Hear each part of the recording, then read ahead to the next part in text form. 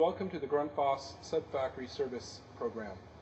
During this program, we're going to be discussing the different features of the Sub-Factory program, where you actually receive different components from the factory in packaged assemblies. For the 85S, for example, you would get a variable component package that will be packaged in a box. Inside the box you have 4 straps, your shaft, along with your name tag. Then there is the standard package assembly, which consists of your 4-inch inlet in this case, a chamber, and the discharge piece. And in some instances, you'll actually be building taller pumps, in which case you would get per stage or single stage packages packaged as an individual item. These will consist of a chamber, a split cone nut, and an impeller, along with the seal rings and the bearings that are packaged inside the units. And again, after you've opened up the package, you'll find your shaft, your straps, your cable guard, priming inducing spacer, along with the name tag. And to double check that everything is there, we have a bill of materials that is also included inside the variable component package. So taking these assemblies along with the instructions that you find in your sub-factory groundwater manual, you'll be able to put the pump together effectively using the proper tools and following the step-by-step instructions. Your standard package, which either comes in 4-inch or 6-inch and even an 8-inch model, will have your discharge piece, a standard chamber, and the inlet of the varying sizes, along with a bolt package to attach the pump to the motor. Along with this assembly, there is, in the upper discharge piece, there will be your check valve, your upper chamber with the check valve seat, upper bearing, and that rides and has a upthrust washer assembly also included in this, where the washer is directly inside the split cone nut. The standard or the per stage packages or single stage packages again consist of the chamber, seal ring, bearing, impeller, split cone, and split cone nut. We'll take these components using the proper spacer bolt, and build plate in order to assemble this pump.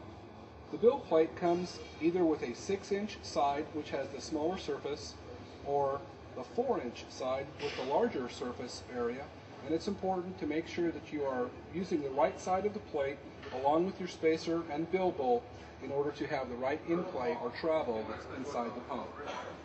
So assemble these now. When positioning the build plate, it's important that you have a little area of the plate actually above the surface of the vise edge so that it does not affect the in-play or the seating of the inlet on the surface. This is particularly important when you're building a 6-inch or 8-inch product, because if it is lower than that, than the surface, it will actually affect the in-play area. Using the proper spacer and the proper build bolt, put that through the plate, take the shaft, and screw the shaft onto the spacer.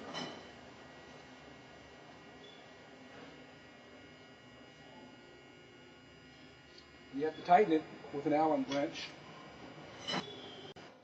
On the SP17 or the 85S only, you'll need to use a spacer and a priming inducer on the low head pumps to ensure that there is proper lift provided to the pump.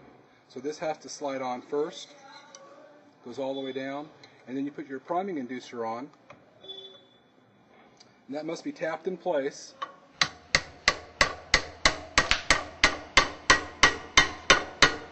And then you use your specialty tool to drive it the rest of the way home.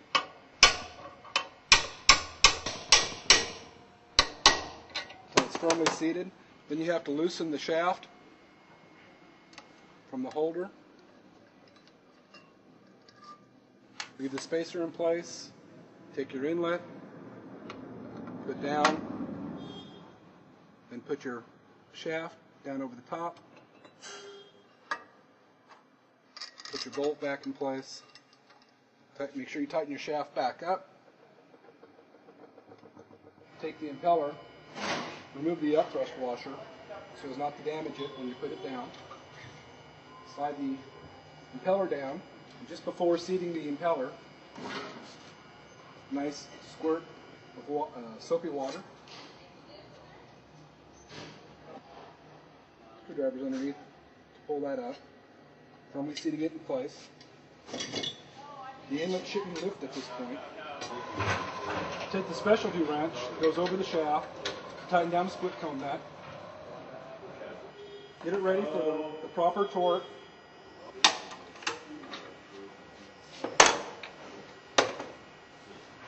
Then you take the upthrust washer and take the taper and fit down inside the split cone nut.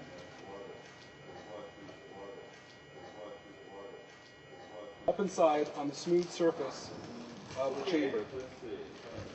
Make sure that the edges of the chamber are clean, that there's no debris on the edges, and then fit the chamber over the shaft. Fit your inlet.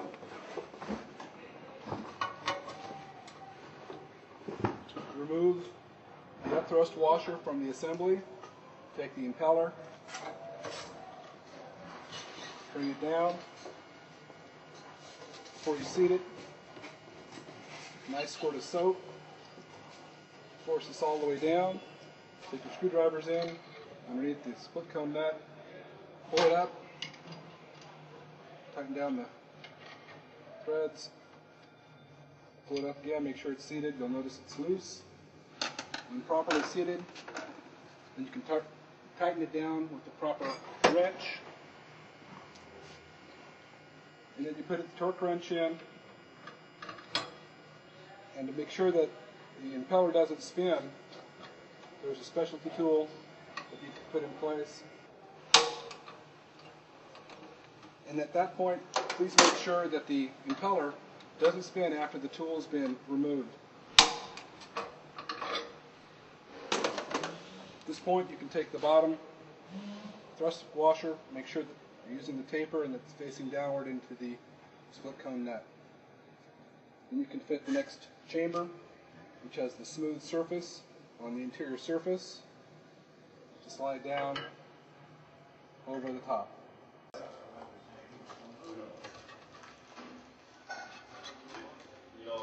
Pushing down on the split cone nut and lifting up on the impeller edges. And just before we seat it, we spray soapy water.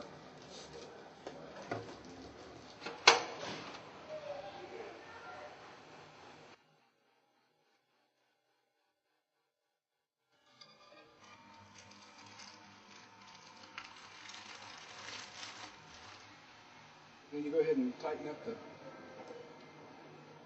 split cone nut. Then you repeat the process.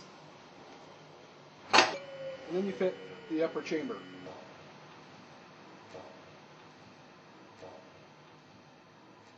Check valve.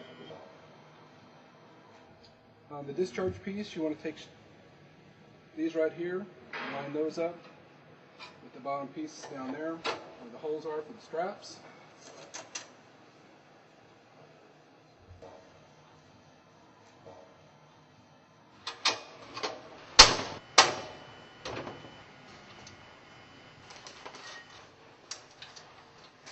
And then we have a tapered area on our 17mm wrench.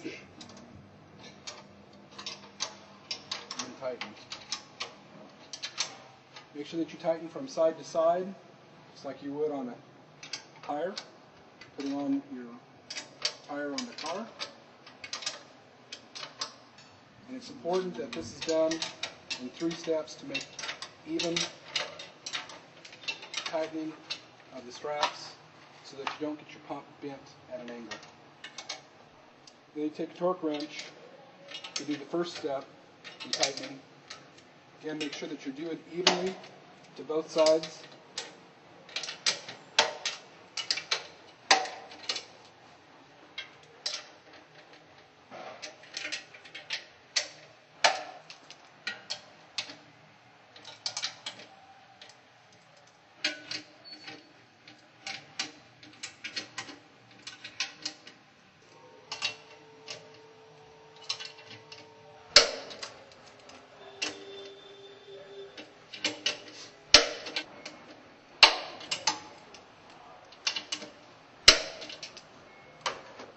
the pump is completely built, and we can take it loose.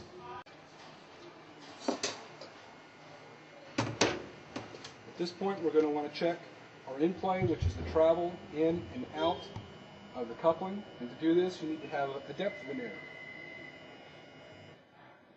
When you're checking this measurement, you want to make sure that the shaft is all the way down. So reach in, firmly grasp the shaft, and then put your tool in. Make sure that it doesn't rock, and then go into the coupling hole all the way in to the bottom of the shaft, and then check your measurement. In this case, this one is 36.6, which is good.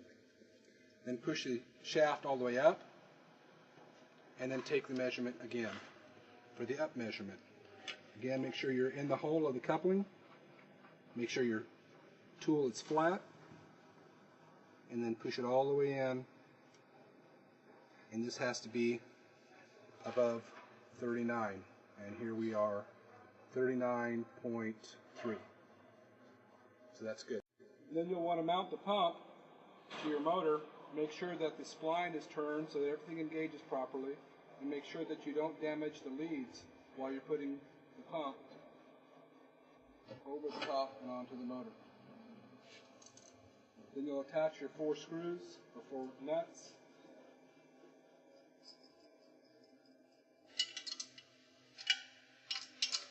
And just like before, it's important that you tighten these down diagonally, just like you would again if you were putting on or changing your tire on your car.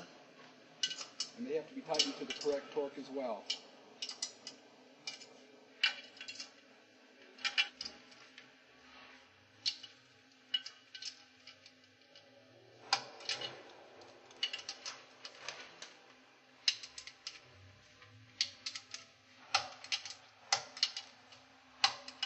Then you'll want to lay the pump down, stretch your leads out,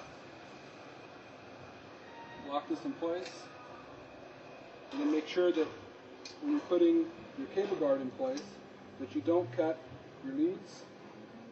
This may require pinching your tabs. Sometimes you'll have to use a screwdriver under the strap to give enough space for the tab to slide under.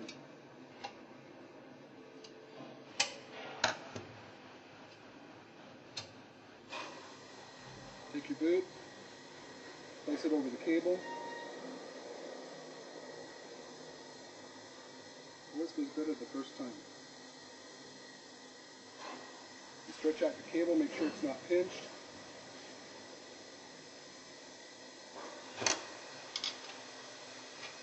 Put your screwdriver in underneath the other strap. Again, you want to make sure that you've got the cable pulled firmly so that you don't cut the lead.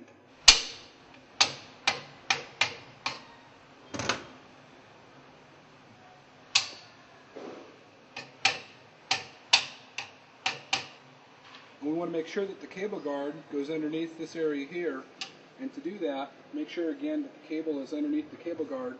You may have to hit on this just to give it enough of a bend so that this will go under smoothly, and tap it in place.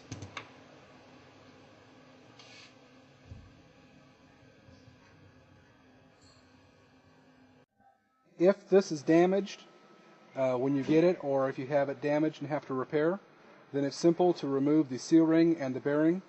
The bearing, simply you pull back and pull up to remove the bearing, and to remove the seal ring, you push it in and underneath, and then pry it up.